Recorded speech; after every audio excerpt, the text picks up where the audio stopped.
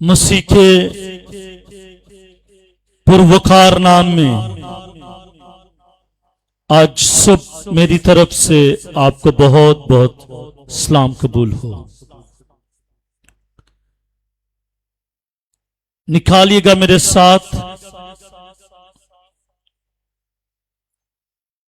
वही इक्तबास जो हमने पिछली दफा पढ़ा, उसकी अगली आयत मुखाशवा की किताब और उसका 14वां बाब और उसकी 12वीं आयत। बड़े ध्यान के साथ खुदा के कलाम को सुनिएगा। मुखाशवा की किताब उसका 14वां बाब और उसकी 12वीं आयत, सफा नंबर ने अहदनामे में 252 पर यह वर्ष आपको मिलेगी। आए खुदाबंद की आवाज को समात फरमाइएगा। मुकद्दसों यानी खुदा के हुक्मों पर अमल करने वालों और यीशु पर ईमान रखने वालों के सब्र का यही मौका है। खुदा के पाक कलाम के पढ़े, सुने और समझ जाने पर खुदा उनकी खास बरकतों सब आवाज बुलंद करेगा, आमीन। मेरे अज़ीज़ों, मेरा टॉपिक है खुदा के वफादार लोगों की पहचान। खुदा के वफादार लोगों की पहचान। हम ये तो कहते हैं कि वी आर राइचियसनेस पर्सन, हम रास्तबाज लोग हैं, हम फेथफुल पीपल हैं, लेकिन मालूम कैसे पड़ेगा कि आप फेथफुल हैं? कैसे पता चलेगा? आज यही बाइबल मुकद्दस में से हम देख रहे हैं। मुकद्दसों यानी खुदा के हुक्मों पर अमल करने वालों, यानी कि खुदा के हुक्मों पर जो अमल करते हैं। दूसरी बात, और यीशु पर ईमान रखने वालों के सब्र का यही मौका है। मुखाशवा की किताब उसके 14वें बाब में रूहानी जंग हमें नजर आती है। रूहानी जंग के साथ दूसरी तरफ हमें आजमाइशें भी नजर आती हैं। रूहानी जंग तो हो रही है, दूसरी तरफ आजमाइशों का जोर भी कसरत के साथ मौजूद है। हैवान और उसकी प्रस्तिश के बारे में, जैसे कि पीछे मैंने बताया कि वो जिंदगियां हैं जो हैवान की और उसके भूत की प्रस्तिश करने वाले जो हैं वो छाप लेंगे अपने माथों पर और अपने हाथों पर उसकी छाप लेंगे। हैवान और उसकी प्रस्तिश के बारे में तंबीह के बाद तंबीह भी की गई है, वार्निंग भी दी गई है, कहा भी गया है you have to stop your feet, आप अपने कदमों को रोक लीजिएगा। इसके बाद भी आयत 12 खुदा के हकीकी लोगों की खुसूसियत बयान करती है। तंबीह के बाद, वार्निंग के बाद खुदा के लोग जो हैं उनके हकीकी जो खुसूसियत है वो बयान करती है ये आयत। दुनिया में गुमराही और समझौते के दरमियान, दुनिया में गुमराही, जो गुमराही हो जाती है, लोग गुमराह हो जाते हैं। दुनिया में गुमराही और उनके रिकॉन्सिलिएशन और उनके समझौते के दरमियान का जो अरसा होता है, उसके अंदर जो लोग वफादार होते हैं, गुमराही और समझौते के दरमियान लोग गुमराह हो जाते हैं, समझौता होता है। इन दोनों के दरमियान में जो वक्त होता है, उस वक्त में जब एक ईमानदार साबित कदम रहता है, वो वफादार होता है, वो खुदा के साथ वफादार होता है, वो खुदा की मोहब्बत में वफादार होता है। ऐसा नहीं कि अगर एक शख्स गुमराह हुआ है तो उसके साथ दूसरा भी गुमराह हो जाए। एक शख्स तो गुमराह हो गया है, लेकिन दूसरा शख्स साबित कदम रहे, स्टेडफास्ट रहे, तो इसका मतलब यह है कि that person is faithful person, कि ये वो शख्स है जो वफादार शख्स है। और इसी आयत के अंदर वफादार मुकद्दसों की बात की गई है। जो मुकद्दसीन है उनके बारे में बयान की गई है कि जो खुदा के साथ वफादार है। इन्हीं बातों से तो मालूम पड़ेगा कि खुदा के वफादार लोगों की पहचान किस तरह आप कर सकते हैं। अगर सना ये कहे कि मैं वफादार हूं, मैं राइचसनेस हूं, तो भाई इसके कहने से हम मान तो नहीं लेंगे, हम नहीं मानेंगे, बल्कि गुमराही और समझौते के दरमियान का जो ड्यूरेशन है उसमें ये वफादार होगी, तो फिर हम इसके इस एक्ट से जानेंगे कि he was, he is and he will be faithful person. Am I right? और अगर गुमराही और समझौते के दरमियान ये बैकस्लाइड हो गई, गिर गई, फिर हम नहीं कहेंगे कि ये वफादार है। मुकद्दसों से मुराद क्या है? जो मुकद्दसीन लोग हैं, क्योंकि यहां पर बात हो रही है मुकद्दसीन की। मुकद्दसीन यानी खुदा के हुक्मों पर अमल करने वाले लोग। मुकद्दसीन से मुराद वो यहूदी लोग हैं, वो यहूदी लोग हैं जो मुसीबत के जमाने में, मुसीबत का जमाना कितनी देर का आएगा? 7 साल दौर होगा। इस मुसीबत के दौर में यहूदी लोग जो हैं, वो बेशुमार लोग जो होंगे, वो यीशु मसीह को अपना शख्सी निजात दहिंदा कबूल कर लेंगे। और जो मुसीबत के दौर में, उस वक्त में, उस घड़ी में यीशु मसीह को अपना शख्सी निजात दहिंदा कबूल कर लेंगे। और मसीह की आमद से पहले, इससे पहले कि मसीह दुनिया में आए, उससे पहले वो मसीह को अपना शख्सी निजात दहिंदा कबूल कर लेंगे, एज ए सेवियर वो एक्सेप्ट कर लेंगे। इसका मतलब है कि वो लोग मुकद्दसीन में शामिल हो चुके हैं। वो लोग क्या हैं? मुकद्दसीन हैं। जब वो आएगा तो कौम के बकिया यहूदी सब, बकिया भी तो होने ना, ये तो नहीं कि ये सारे जो यहूदी हैं इन सबों ने मसीह को कबूल कर लेना है, अपना शख्सी निजात दहिंदा कबूल कर लेना। नहीं, इनमें से कुछ लोग होंगे जो अपने हाथों और अपने माथों पर उस हैवान के और उसके बुत की छाप नहीं लेंगे, और ये डरेंगे नहीं, ये खौफ नहीं खाएंगे, ये इनके ऊपर हैरेसमेंट की रूह नहीं आएगी। ये मसीह को अपना एज ए सेवियर मान लेंगे। ये चुने हुए लोग, सिलेक्टेड लोग, पीपल ये होंगे, ये इन्होंने मसीह को कबूल कर लिया होगा।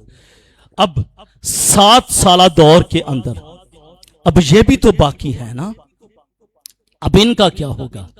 ये भी तो यहूदी बाकिया हैं, सब इकट्ठे ईमान ले आएंगे। अब ये जो बाकी रह जाएंगे, ये यहूदी जो बाकी रह जाएंगे ये भी ईमान ले आएंगे, क्योंकि वो पहचान लेंगे, क्योंकि वो रिकग्निशन उनकी जिंदगी में आ जाएगी कि यही वो मसीह है जिसने हमारी खातिर सलीब का दुख सह लिया है। ये भी मसीह के पैरोकार बन जाएंगे, ये भी मसीह के पैरोकार बन जाएंगे।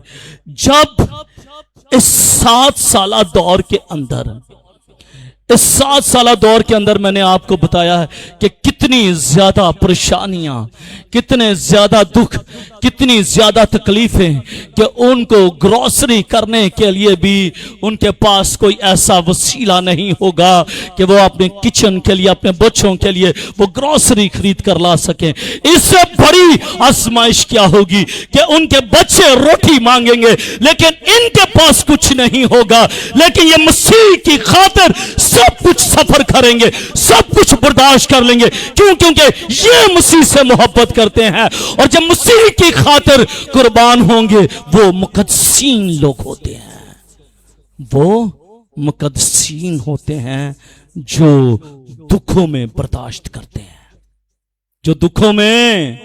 क्यों बहन जी, पंखे बंद कर दे मेरी सलाह। हाँ, पंखे बंद कर देंगे? नहीं करिए, चलें ठीक है।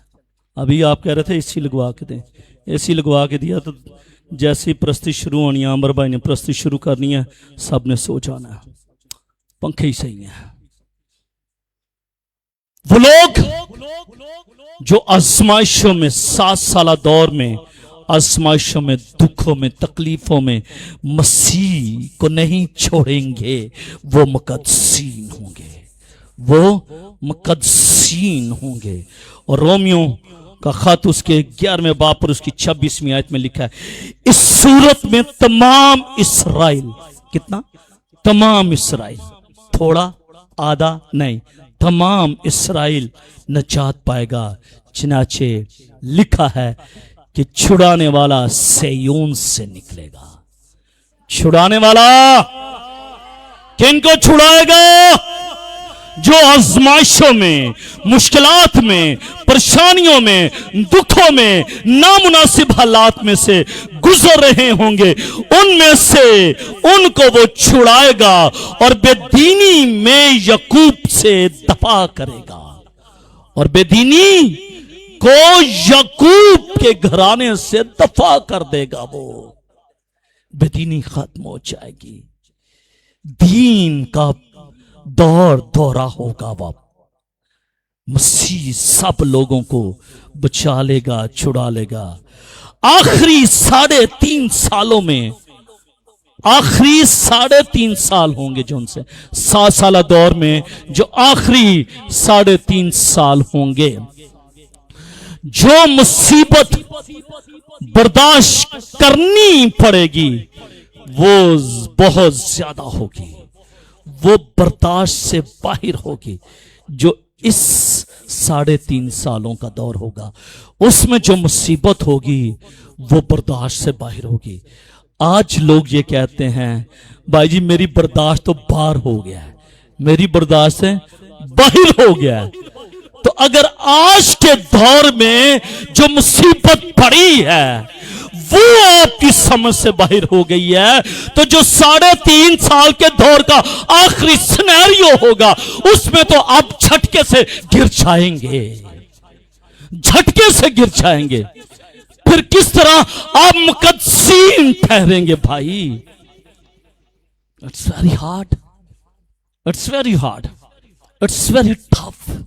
कि अगर आप अभी जो हैं आजमाइशों का मुकाबला नहीं कर सकते, तो उन 3.5 सालों में जो मुसीबतें आएंगी, परेशानियां आएंगी, उनमें आप क्या करेंगे? आप झटके से जाते रहेंगे। खुदावंद उनको सब्र की तलकीन करता है। जो 3.5 साल का दौर होगा, उस दौर में जो लोग होंगे, खुदावंद यीशु मसीह उनको सब्र की तलकीन करता है। क्या करता है? सब्र की तलकीन करता है कि सब्र को अपने हाथ से नहीं जाने देना, सब्र को अपने हाथ से जाने नहीं देना, सब्र को नहीं छोड़ना। क्या? सब्र को नहीं छोड़ना, क्योंकि अगर तुमने सब्र को छोड़ दिया तो तुम गिर जाओगे, तुम गिर जाओगे। और मैं नहीं चाहता कि तुम पहले ही झटके में जाते रहो। मैं चाहता हूं कि तुम्हारी जिंदगी के अंदर सब्र आ जाए, क्योंकि पौलुस रसूल रोमियो को खत लिखते हुए ये कहते हैं, बल्कि मुसीबतों में भी सब्र, बल्कि मुसीबतों में भी सब्र। पौलुस कहता है, मैं नहीं कहता, बाइबल कहती है, मैं नहीं कहता, कि जब मुसीबतें आए तो मुसीबतों में फख्र करें, ये जान करके कि मुसीबत से सब्र पैदा होता है। जब मुसीबत आती है तो सब्र भी लेकर आती है। ऐसा नहीं है कि सिर्फ मुसीबत है और सब्र ना है। कलाम ये कहता है कि यीशु मसीह इस 3.5 सालों के दौर में जब मुसीबत आएगी तो मसीह उनको सब्र की तलकीन भी करेगा। इसका मतलब है मुसीबत आती है, मुसीबत के साथ सब्र भी मिल जाता है, मुसीबत के साथ सब्र भी मिल जाता है। कलाम ये कहता है, बल्कि मुसीबतों में भी फख्र करें, ये जान करके मुसीबत से सब्र पैदा होता है और सब्र से पुख्तगी पैदा होती है और पुख्तगी से शर्मिंदगी छाती रहती है, पुख्तगी से शर्मिंदगी छाती रहती है, याद रखिएगा। और उम्मीद से शर्मिंदगी हासिल नहीं होती, जाती रहती है। क्यों? क्योंकि जब एक ईमानदार की उम्मीद मसीह पर होती है, जब एक ईमानदार की उम्मीद मसीह पर होती है तो मसीह कभी भी अपने लोगों को नहीं छोड़ता, अपने लोगों को नहीं छोड़ता। मुसीबतों में भी फख्र करें, ये जान करके मुसीबत से सब्र पैदा होता है और सब्र से पुख्तगी पैदा होती है और पुख्तगी से उम्मीद पैदा होती है और उम्मीद से शर्मिंदगी जाती रहती है और उम्मीद से शर्मिंदगी जाती रहती है। बड़ी ऐसी बातें होती हैं जो इंसान के लिए शर्मिंदगी का बाइस होती हैं, लेकिन जब आपका ईमान, आपका यकीन और आपका भरोसा मसीह की ज़ाते इलाही पर और उसके कदूस नाम पर होता है, वो आपकी सारी शर्मिंदगी को दूर कर देता है। आमीन। इसलिए जब मुसीबत आएगी, 3.5 साल का जो दौर होगा, भाई इसकी आवाज खोल दीजिएगा, जो 3.5 साल का जो दौर होगा, उस 3.5 सालों के दौर के अंदर मुसीबत तो आएगी, लेकिन उस मुसीबत में खुदावंद यीशु मसीह उनको क्या? सब्र की तलकीन करेगा, सब्र की तलकीन करेगा। याद रखिएगा मेरे अज़ीज़ों, जब कभी आपकी जिंदगी में कोई मुसीबत आए, जब कभी आपकी जिंदगी में कोई आजमाइश आए, कोई बड़ी तकलीफ आ जाए, बड़ा दुख आ जाए, कि आप ऐसा महसूस करें कि आपका जो रूह है वो आपके बदन से निकल चुका है, तो याद रखिएगा उस वक्त खुदावंद यीशु मसीह आपको एक बड़ी तसल्ली अता करता है। आमीन। कोई शक नहीं इस दुनिया में आप तो यही समझते हैं ना, इंसान तब मरता है जब रूह जिस्म से जुदा हो जाता है, जब रूह जिस्म से जुदा हो जाता है तो वो मर जाता है। मैं ये कहता हूं, जब एक बड़ी आजमाइश आती है उस वक्त भी रूह इस मुश्ते खाकी से निकल जाता है। आप महसूस ये करते हैं कि अब मैं मर गया हूं, लेकिन जब आप अपनी जिंदगी में ये महसूस करते हैं खुदा का बड़ा फजल और सब्र उसका आपकी जिंदगी पर आ ठहरता है। आमीन। इसलिए don't be lose your heart, don't be lose your heart. अपने दिल को छोटा छोटा ना कीजिएगा, क्योंकि यहोवा तेरे साथ है। यहोवा जब यहोवा तेरे साथ है तो कौन तेरा मुखालिफ हो सकता है? आमीन। जब यहोवा तेरे साथ है तो कौन तेरा मुखालिफ हो सकता है?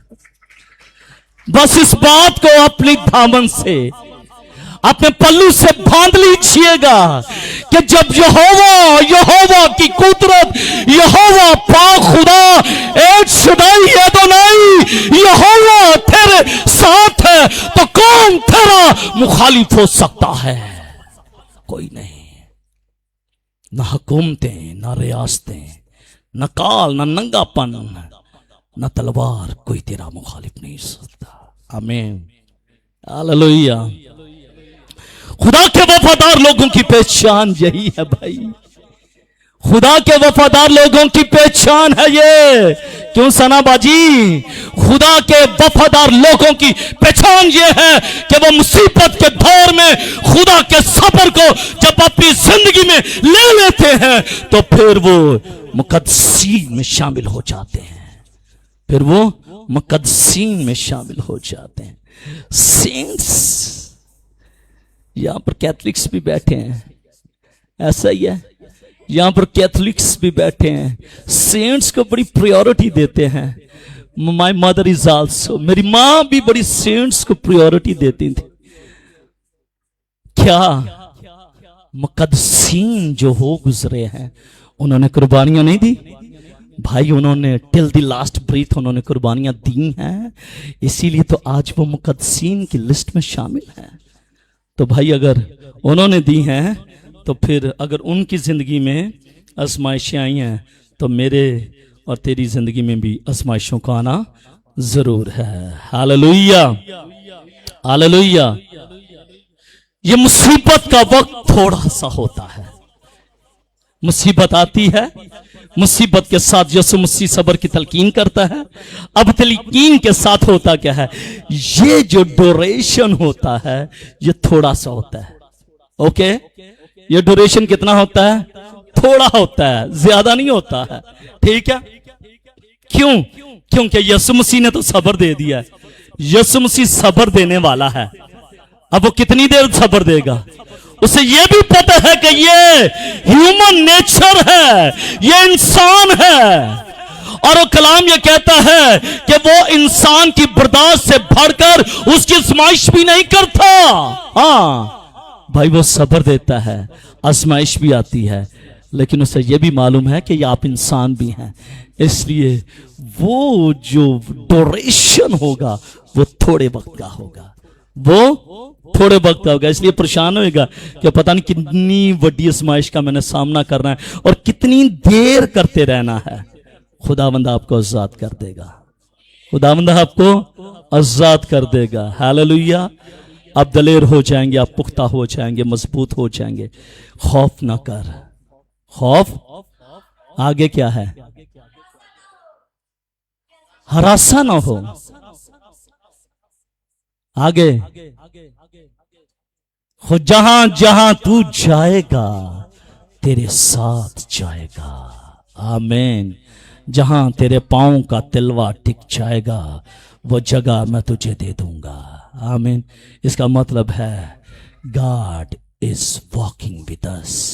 खुदा हमारे साथ चलता है। इट्स ग्रेट प्रिविलेज और नॉट कि खुदा मेरे साथ चलता है। ग्रेट प्रिविलेज है कि नहीं? बेटा आप ऊपर आओ, ऊपर आओ मेरी जान, ऊपर आओ मेरा पुत्र। खुदा साथ चलता है। It's great privilege. ये बेटी है, मेरे दोस्त की बेटी है, मेरे बड़े भाई की बेटी है। इसके वाले साहब इस दुनिया से कूच कर गए हैं, राहत फरमा गए हैं। ठीक है, अगर कोई जिंदगी में इसको प्रॉब्लम हो तो मैं इसके साथ जाऊं। और मेरा बेटा मैं आपके साथ जाता हूं। ये प्रिविलेज फील करेगी, ये अपने आप में प्राउड फील करेगी। लेकिन जब इसको ये मालूम होगा कि मेरे साथ पादरी कैसर नहीं बल्कि यहोवा खुदा की कुदरत मेरे साथ है और मेरा कोई मुखालिफ नहीं हो सकता, तो याद रखेगा जिस जगह पर भी ये कदम रखेगी जिंदगियां इसकी अबाइट करेंगी। आमीन। इसलिए यहोवा का साथ होना नहायत जरूरी है। यहोवा का साथ होना नहायत जरूरी है। इंसान साथ हो या ना हो, जिंदगियां साथ हो या ना हो, परवाह नहीं, खुदा साथ होना चाहिए, खुदा साथ होना चाहिए। ये आजमाइश का वक्त थोड़ा सा होता है और आखिर में शैतान की शिकस्त मुकर्रर होती है। आजमाइश इब्लीस की तरफ से होती है, वो लिखी पड़ी होती है कि इसको शिकस्त मिलेगी। क्यों? क्योंकि खुदा ने तो इंसान को, अपने बेटे को, अपनी बेटी को सब्र की तलकीन कर दी है। वो सब्र से बैठा हुआ है। जब वो सब्र से बैठा हुआ है तो शिकस्त इसकी मुकद्दर बन जाएगी, शिकस्त इब्लीस का मुकद्दर बन जाएगी। यीशु मसीह चुप करके बैठा हुआ था। ऐ खुदावंद, मेरी नहीं बल्कि तेरी मर्जी। इब्लीस नहीं चाहता था कि कैलवरी के मकाम तक जाता यीशु मसीह, लेकिन बाप की मर्जी पूरी हुई। बेटे ने जो कहा वैसा ही हुआ, जो खुदा ने कहा वैसा ही हुआ। ऐ खुदा, मेरी नहीं तेरी मर्जी पूरी हो। और जब वो सब्र के साथ ठहरा रहा, उसने खुदा की मर्जी को अपनी जिंदगी में कबूल किया, तो कलाम यह कहता है कि उसे वो नाम बख्शा गया जो सब नामों से आला नाम है। हालेलुया। जब हम सब्र के साथ, सुकून के साथ, इत्मीनान के साथ खुदा की मर्जी का इंतजार करते हैं, तो फिर खुदा आपको फतह और शैतान को शिकस्त देता है जो मुकर्रर होती है। इसलिए हिम्मत नहीं हारनी, इसलिए हिम्मत नहीं हारनी। Don't be lose your heart, हिम्मत नहीं हारनी, हिम्मत को मजबूती से थामे रखना है। क्योंकि इस जमाने के जो दुख है, इस जमाने के जो दर्द है, इस जमाने की जो तकलीफें हैं, इस जमाने की जो आजमाइशें हैं, याद रखिएगा इस लायक नहीं कि उसके जलाल का मुकाबला कर सके। है कोई ऐसा दुख, कोई तकलीफ, कोई आजमाइश, कोई परेशानी, कोई आंसू है जो उसके जलाल का मुकाबला कर सके? जब उसका जलाल जिंदगी पर ठहर जाता है, ये सारी चीजें मांद पड़ जाती हैं। जिस तरह रात की तारीकी पर जब सूरज नमदार होता है तो तारीकी के बादल छट जाते हैं और उसकी किरणें नमदार होती है। इसी तरह जब खुदा का जलाल जिंदगी पर ठहरता है तो जिंदगी में से आजमाइशें, तकलीफें, दुख, तकलीफें, टेंशनें, परेशानियां जाती रहती हैं, फिर उसका मुकाबला नहीं कर सकती। ना भाई, अंधेरा उजाले का मुकाबला कर सकता है? नहीं कर सकता। जब उजाला आ जाता है, अंधेरा जाता है, उसको जाना ही पड़ता है, उसको जाना ही पड़ता है। ये नहीं कि उजाला आ जाए तो जो डार्कनेस है, जो टेम्पटेशंस हैं, जो तकलीफें हैं, जो फियर है, वो ये कहे कि मैं अभी भी एग्जिस्ट करूंगा। ना, वो एग्जिस्ट कर ही नहीं सकता, वो एग्जिस्ट कर ही नहीं सकता, वो ठहर ही नहीं सकती चीजें। क्यों? क्योंकि खुदा का जलाल जिंदगी पर ठहर गया है। आमीन। जब खुदा का जलाल जिंदगी पर ठहर जाता है तो फिर उन चीजों को भागना पड़ता है।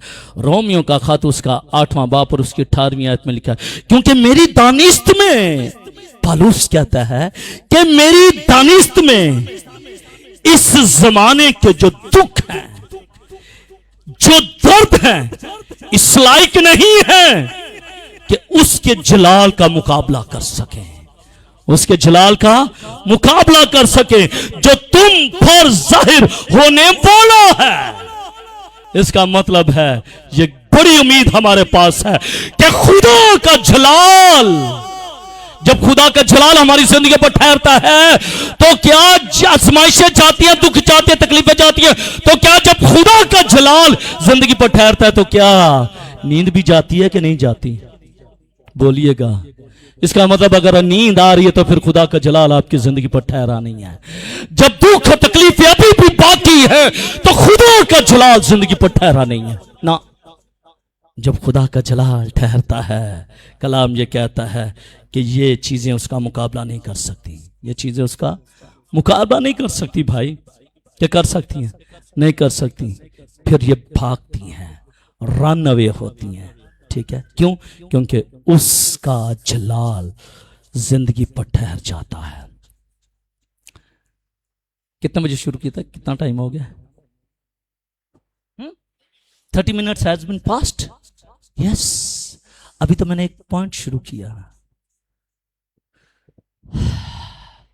खुदा के वफादार लोगों की पहचान। खुदा के वफादार लोगों की, कि खुदा के जो वफादार लोग होते हैं वो साबित कदम रहते हैं, वो साबित कदम रहते हैं। वो आजमाइशों से, मुश्किलात से, परेशानियों से डरते नहीं हैं, भागते नहीं हैं, बल्कि खुदावन यीशु मसीह उनको सब्र की तलकीन करता है, सब्र की तलकीन करता है। और जब सब्र की तलकीन करता है और वो ज़िंदगी सब्र पाती है, फिर खुदा का जलाल ठहरता है, फिर खुदा का जलाल ठहरता है। जब खुदा का जलाल ठहरता है, ये चीज़ें भाग जाती हैं।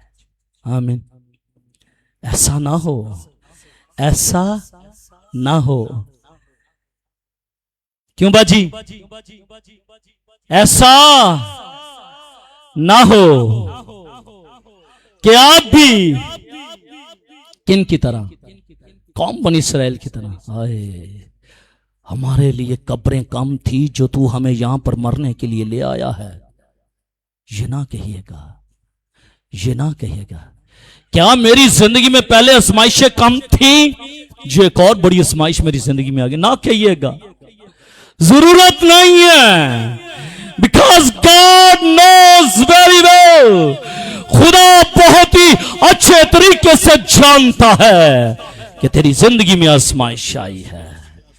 इसलिए अगर तू इन आजमाइशों में कायम रहेगा, साबित कदम रहेगा, तो फिर खुदा के वफादार लोगों की पहचान में शामिल हो जाएगा। दूसरी बात,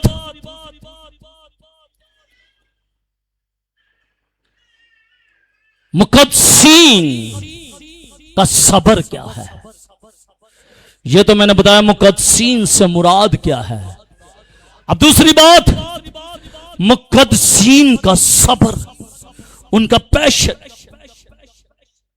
सब्र क्या है? सब्र का मतलब साबित कदम। पांव की मट्टी नहीं छोड़नी, पांव की मट्टी नहीं छोड़नी। जिधर आप ठहरे हैं, रुक गए हैं, बस साबित कदम हो जाना, साकिन हो जाना, डेड सी स्क्रोल बन जाना है। जिस तरह वो मुजमिंद है, रहता है, दरिया यर्दन तो चलता रहता है, लेकिन बहरे मुर्दार, जिसको इंग्लिश में डेड सी कहा जाता है, वो साकिन रहता है। सब्र का मतलब है साकिन हो जाना, ठहर जाना, साबित कदम होना, बर्दाश्त करना, मुश्किलात में डटे रहना, मुश्किलात में डटे रहना।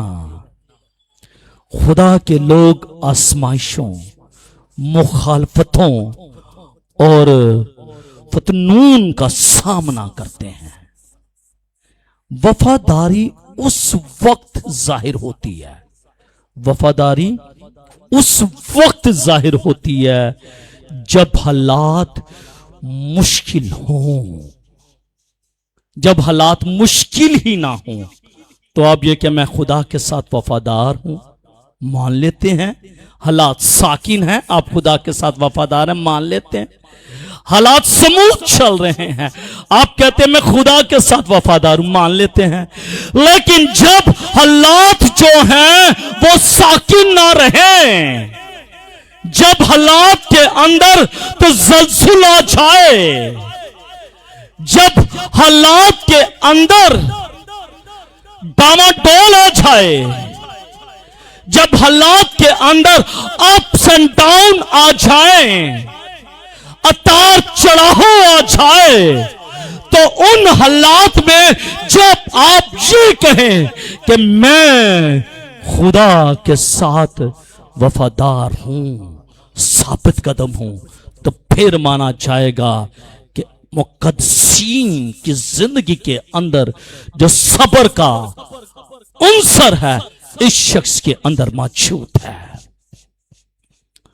मिसाल के तौर पर जिस तरह एक किसान जो है वो बारिश में, वो गर्मी में, वो तूफानों में, इन तमाम के बावजूद भी वो उम्मीद रखता है कि मैं फसल को काटूंगा और पूले भरकर अपने घर को लेकर जाऊंगा। और ये जो उम्मीद है, ये जो सब्र है, ये सब्र उसकी जिंदगी में जाहिर करता है कि मुकद्दसीन का सब्र इसकी जिंदगी में मौजूद है। इसी तरह ईमानदार मसीह की आमदे सानी का इंतजार करते रहते हैं। मैं और आप भी मसीह की आमदे सानी का इंतजार कर रहे हैं कि he will come soon, he will come very soon. वो जल्द आने वाला है। और अगर हम अपनी उस उम्मीद को छोड़ दें तो फिर याद रखिएगा, फिर हमारी जिंदगी में बैसियत है, मुकद्दसीन सब्र नहीं है। अय्यूब की मिसाल को देख लीजिएगा। अय्यूब की जिंदगी में कम आजमाइश, कम तकलीफें आई। कौन था उसकी जिंदगी में? हाँ, खुदा तो था। दोस्त भी छोड़ गए, बेटे बेटियां भी मर गईं, माल मुआशी भी खत्म हो गया, सब कुछ जाता रहा। लेकिन क्या इन बुरे हालात में उसने खुदा को छोड़ा? नहीं भाई, छोड़ा, खुदा को नहीं छोड़ा। मुश्किल हालात में, परेशानी में, मौत में, तकलीफों में, आजमाइशों में अगर आप खुदा का दामन नहीं छोड़ते तो फिर आप मुकद्दसीन के सब्र में शामिल हो जाते हैं। कौन चाहता है कि मैं मुकद्दसीन में शामिल हो जाऊं?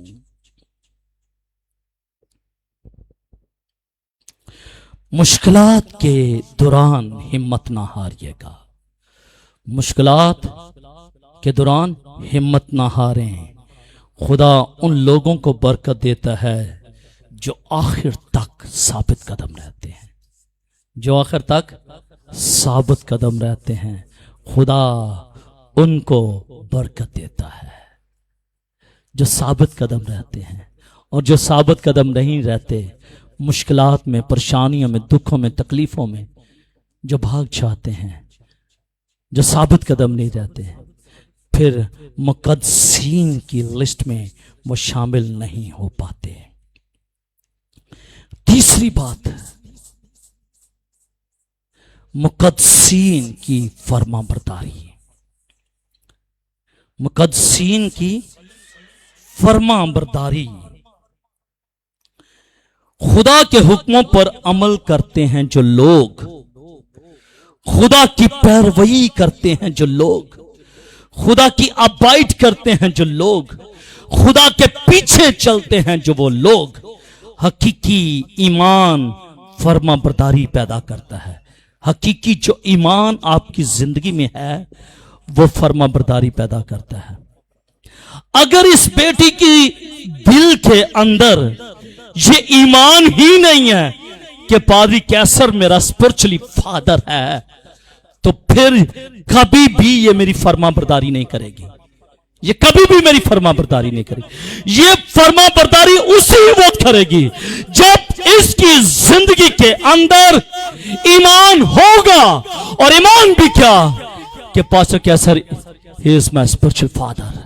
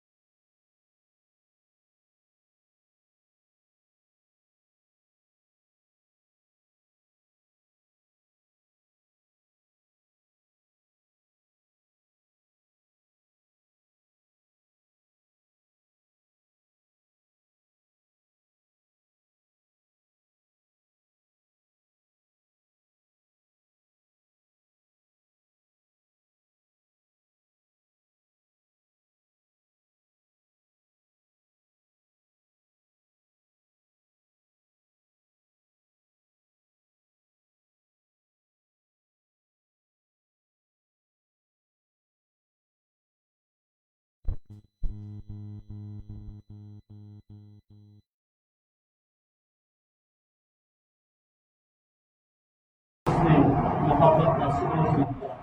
एक अच्छा बच्चा अपने वालिदैन के ताज सिर्फ सजा के खौफ से नहीं करता।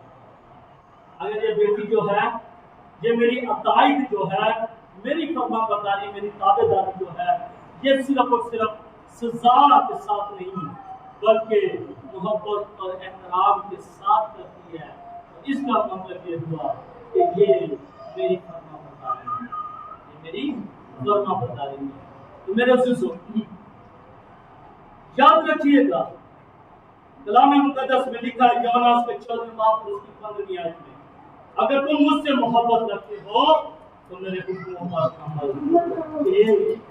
अगर तुम मुझसे मोहब्बत रखते हो तो तुम मुझसे मोहब्बत रखते हो तो फिर तुम मेरे हुक्मों पर अमल करोगे। और अगर मोहब्बत नहीं रखोगे तो फिर अमल भी नहीं करोगे। इसलिए जो जिंदगी में ये कहती है तो भाई उसके लिए सबूत है कि क्या आप वालिद साहब की ताबेदारी में हैं? अगर नहीं है तो इसका मतलब यह है कि ये आप मोहब्बत नहीं करते। खुदा मुझे और आपको हर एक मुश्किल में, हर एक परेशानी में, हर एक दुख में, हर एक बड़ी से बड़ी आजमाइश में खुदा के साथ वफादार रहने का फजल बख्शे। इससे ये जाने जाएंगे मैं और आप, इससे पहचाने जाएंगे मैं और आप कि हम उसके फरमाबरदार हो। खुदा मुझे और आपको इस कलाम के वसीले से